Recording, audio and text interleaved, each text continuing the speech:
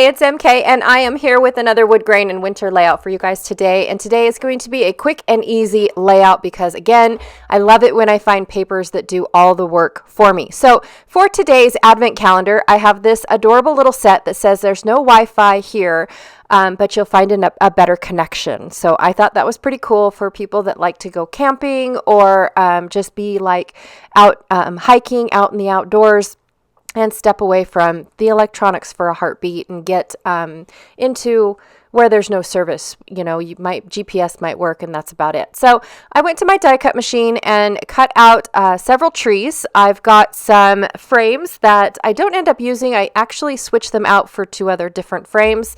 But then I have all of my black labels and frames from the Christmas Spectacular collection. The blue frames, I believe, were from the Comfort and Joy or Peace and Joy collection from the year prior, from the Christmas Spectacular collection, both by 49 and Market.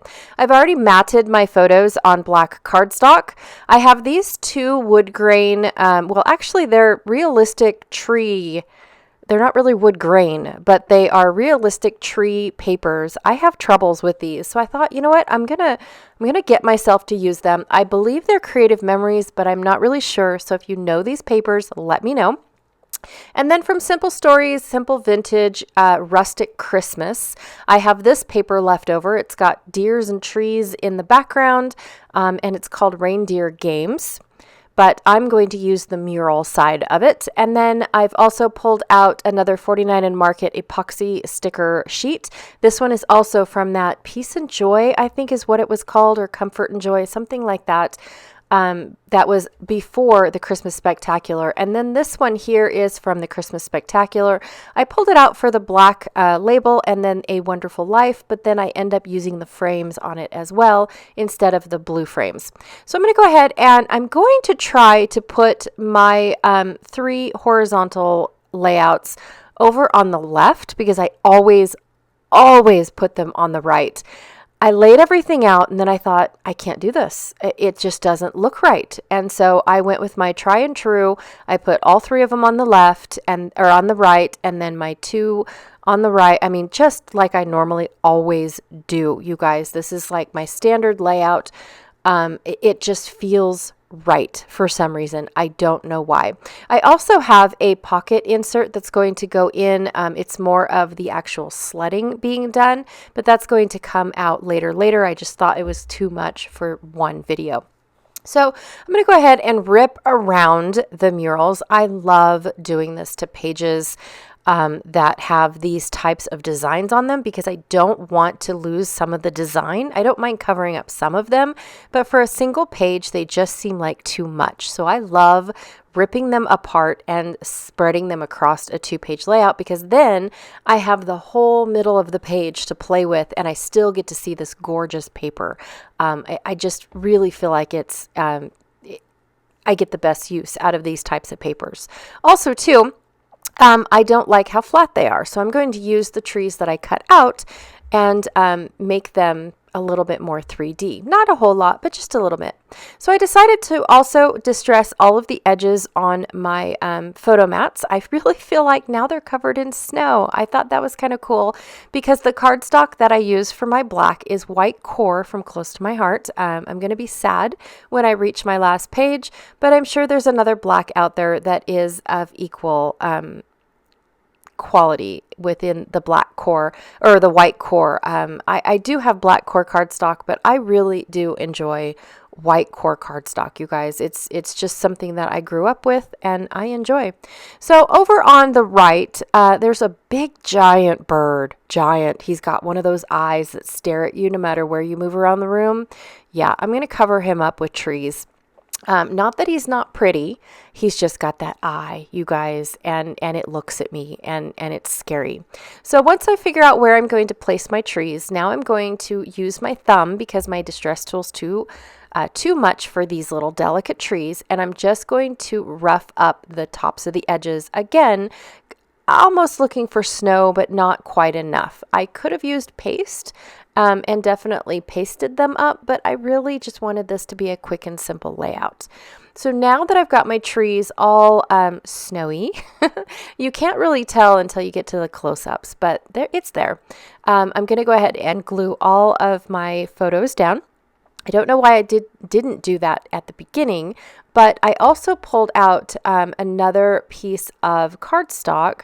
I don't know where this is. I believe it's a close to my heart cardstock from another collection that I think was Jingle Joy or something like that. I don't really remember, you guys. And I forgot to share the branding strip, and I do apologize. But I decided to add another layer to my murals just to help them blend into the trees just a little bit more. I'm not worried about saving this paper. It is a Christmas paper. It has like pink and lime green trees on the back of it. Yeah. There they are. I was going to use that. You guys know it. I was going to use that next.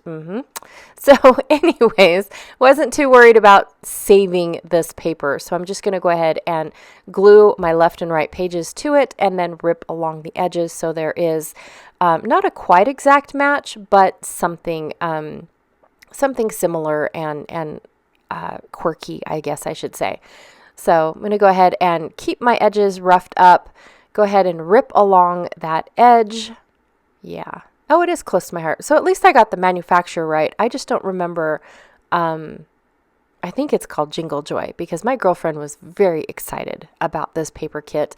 And it came out a couple years past, 2021, somewhere in there. It was quite old. I don't even know how I ended up with this piece of paper, if I'm being honest. It must have come in a card kit. That's the only way I can think of that I got this paper. Yes. So anyways, I'm going to go ahead and glue my panels down. And then this is where I decided not to use the blue frames because I realized I didn't really have a whole lot of blue. Normally when I do my snowy layouts, I try to use up the blue winter pieces that I have, right? But for some reason, this one went on the green side, like it, obviously, because I used those two side panels, or that one piece of tree that I split into side panels. So now my layout took another turn, and when it did take that turn, I decided that the blue frames I picked out no longer matched what I had planned. So I'm going to go ahead and use these sketchy frames that were on my chipboard, little chipboard sheet. And so I framed my little frames. Now these weird photo sizes are actually from our friend's camera. I don't know why her camera comes in all weird like this. I don't know, but every time she shares a picture with us, I get these weird shapes, like they're not 4x6, and when they are 4x6, then it massively cuts down the photo and it just definitely looks weird. So I went ahead and just trimmed them down and embraced the weirdness, but the frames I like because now they don't look so weird or oddly shaped, right? Or different, right? So I really like that, that the frames kind of take away from the fact that it's a long, skinny photo, and it doesn't match the other one. So I'm going to go ahead and trim down all of my trees that I have coming off the page. My bird is now gone. You guys probably didn't even know there was a bird there. Yay! And then I'm going to go ahead and finish the layout. So oddly enough, I did the right side first. Did you guys see that? I usually always do from left to right. So this time I did the right side first. I do not know why. I think it was the frames' fault. I'm going to blame it on them. But so these pictures here are our annual New Year's Eve sledding day. So always on New Year's Eve we go sledding. And it's at the golf course in Spring Creek. And so yeah, it's just a tradition that we have been doing for years, unless there's no snow. That's the only time that we don't do, that's the only time that we can't go sledding. But I think it's kind of cool because I know you guys can't see any of the trees the way that I am taking pictures. Normally what I do is I go down a couple times and then halfway coming up, I kind of stop and camp out and then take pictures while everybody's either sledding down or walking back up the hill. And so yeah, that's usually what I end up doing, is I only go down a couple times because that hill is so steep. I don't know how those kids do it 20 to 30 times. It is crazy massive. But it's a goal of mine to at least try to do it 1 or 2 extra times every year. So like when I first started, it was like a one and done. Oh my gosh, I couldn't do it. And then I, work my way up 2 to 3, 4 to 5, 6 to 7. So I'm getting there. I'm working my way up to keeping up with the kids, basically. But man, those kids, they just go up and down and up and down. And oh, it is just a blast. And the more the snow, the better, especially when we're the first ones there.